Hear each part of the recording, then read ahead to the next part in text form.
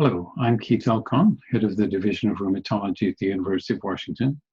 I'm delighted to be at this virtual walk to cure arthritis and to tell you about my work. My interest in arthritis and rheumatic diseases began when I was a resident treating patients with what was then incapacitating lifelong diseases such as rheumatoid arthritis and lupus.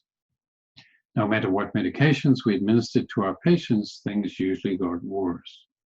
I remember office workers who had to give up their jobs because they couldn't type anymore, young women with lupus and kidney disease who were desperate about their future. I soon realized that the available therapies just weren't good enough, and some were even doing harm. I decided that the only way to help patients in the long term was to go into the laboratory and to try to understand what made the immune system turn on the body's own tissues. Well, it's now many decades later. And I should say how gratifying it is to see that the research performed at academic medical centers around the world, including the University of Washington, as well as companies in Seattle, have led to the introductions of dozens of new therapies. These new therapies have resulted in dramatic changes in the lives of our patients. Today, we rarely see patients crippled by arthritis and even lupus. We have a whole suite of new drugs which look very promising.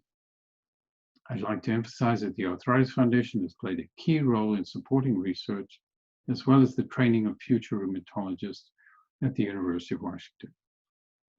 I've been asked to mention the impact of COVID-19 on patients with rheumatic diseases. And there are two major impacts of this pandemic. First, you will not be going to see your doctor at the outpatient clinic. Rather, your doctor will be examining you by telemedicine. While this is not ideal, it is a necessary safety measure for patients and medical personnel. The second major downside is that because many COVID patients are receiving Plaquenil, there is a national shortage of this drug.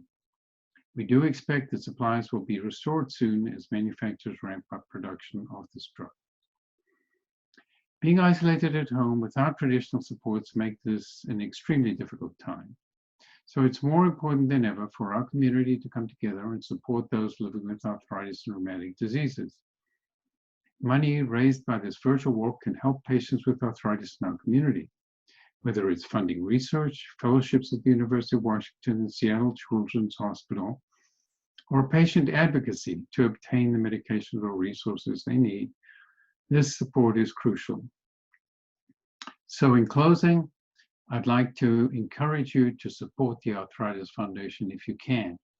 Please give generously. Please recruit your friends and family to help support the Arthritis Foundation and patients with rheumatic diseases. Thank you.